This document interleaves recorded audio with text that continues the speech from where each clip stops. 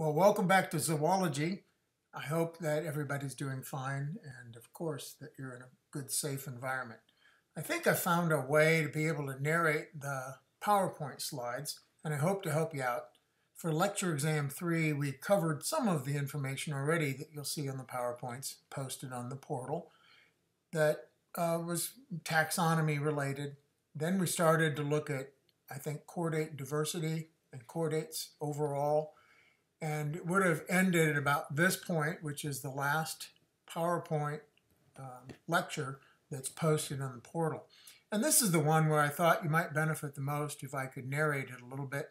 I think the other PowerPoints on classification you'll be able to do on your own just fine. But what I'd like to talk to you about are some of the unusual traits. Before I go on, though, let me tell you about this particular animal that you're seeing pictured right now. This is called an amphisbaenid. Amphisbaenid.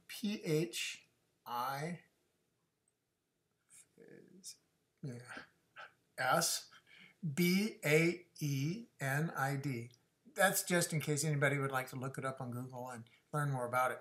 They're an interesting critter. They live in the North America. They live in the Americas. I think down into Central America as well. And those who I've known have kept them in captivity to learn more about them haven't been able to get them to live much more than a year. Maybe some places have, but interestingly, I've never seen one in a zoo and never one in the wild. Okay, back to the point. I think we're ready to start talking now about these characteristics that I wanted to help you understand with a narration. Here we're taking a look at a bunch of turtles. I'm going to guess that most of you have seen turtles like this. Here's a fun question for you. If you saw turtles basking at about 9 o'clock in the morning on a log in a pond, which side of the pond at 9 in the morning do you think the turtles would be on? So north, south, east, and west are your choices. Well, if you think about it, and the point of the slide, what the turtles are trying to do is capture some of the heat from the sun.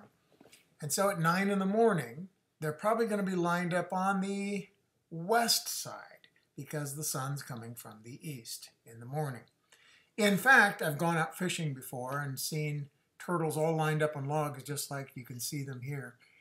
And I've gone out in the morning and noticed them on the west side, and then as I come back in towards the evening, they've all shifted to logs on the opposite side, and it made me think about them positioning themselves. Maybe you've seen people do this who are trying to get some kind of suntan or something. In any case, what these turtles are doing and what the point of the slide is that we're seeing thermoregulation. Turns out that other reptiles would do this as well, and here in the upper right corner, you can see an alligator doing this with a great big turtle. And I think that turtle being big is part of the reason they can do that together. One of the fun things, by the way, about alligators and turtles is that they do something that I remember learning when I was a little kid, and I'm sure you guys know to do this. Imagine that it's a cool evening and you're all tucked nicely sleeping in your bed with the covers all up, and you start to get a little too warm.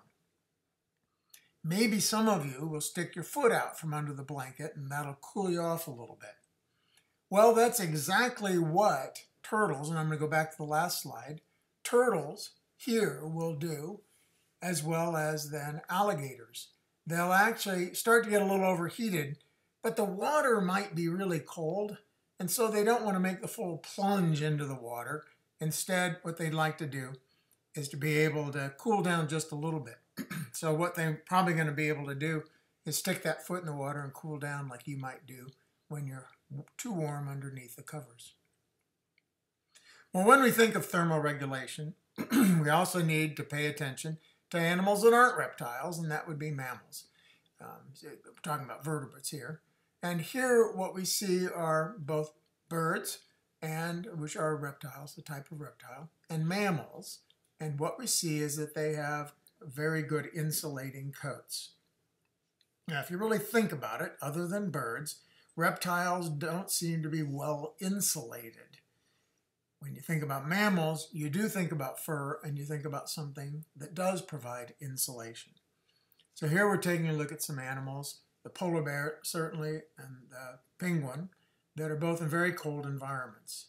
And so why the insulation? And the answer has to do with the source of heat. Here, although they are getting some warmth from the sun, both the polar bear and the little baby there on top of mom is getting heat also from mom's body, and the penguin are both capturing some of the energy from the sun. But even when the sun's down, they're still able to stay warm because they produce their own body heat. And then that brings us to the terms. Ectotherms, like the turtles and the alligators and amphibians and almost all fish, they get their heat from outside the body.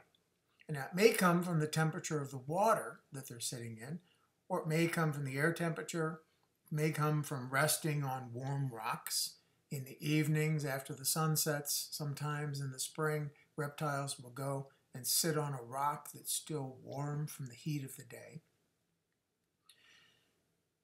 Or it might be the sun for ectotherms. Endotherms would then be the mammals and also birds. And so what they do is they have an insulating coat to try to keep that heat in. Well, maybe you've heard of the terms cold-blooded and warm-blooded, and we aren't going to be using those terms here in zoology because we're actually breaking this thing down a little bit more between ectotherm and endotherm, and then these pairs of terms, whether or not they're homeotherms or heterotherms. So when you think about those terms, do you have a steady body temperature or does your body temperature fluctuate? Well, if you think about a typical mammal, so think about your dog or your cat that's in your house maybe with you, or yourself. Of the four terms that are on the screen, ectotherm, endotherm, homeotherm, and heterotherm, what applies to you? What are you? So when you look at endotherm or ectotherm, you're an endotherm. When you take a look at homeotherms and heterotherms, well, we hope that you're a homeotherm, that you have a steady body temperature. Now, if you get sick, oh my gosh, that you get the COVID-19 disease, then your body temperature might fluctuate a little bit. But if you really think about it, and let's just use Fahrenheit to make this maybe a little easier. If your body temperature is about 99 normally, and you have a fever all the way up to 103, that's a 4-degree increase on 99 degrees normally.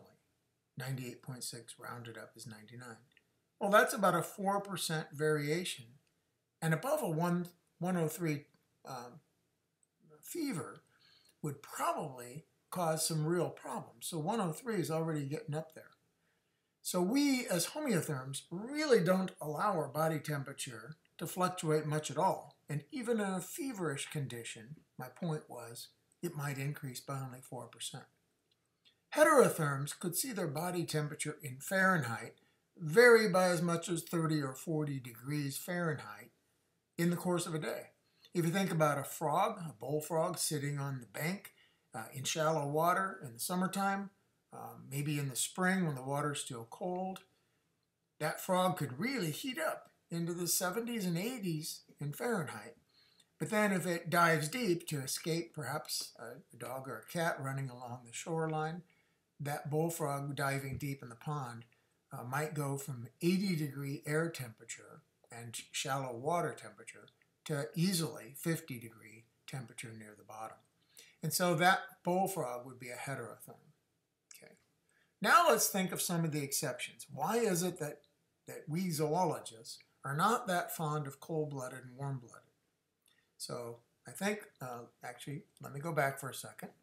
What of these terms would you say are typically associated with being cold-blooded? So when people talk about cold-blooded, would it be more an ectotherm or an endotherm? And I hope you're thinking ectotherm. And then when you think about a cold-blooded animal, again like that bullfrog, are they a heterotherm or a homeotherm? And I hope you're thinking a heterotherm.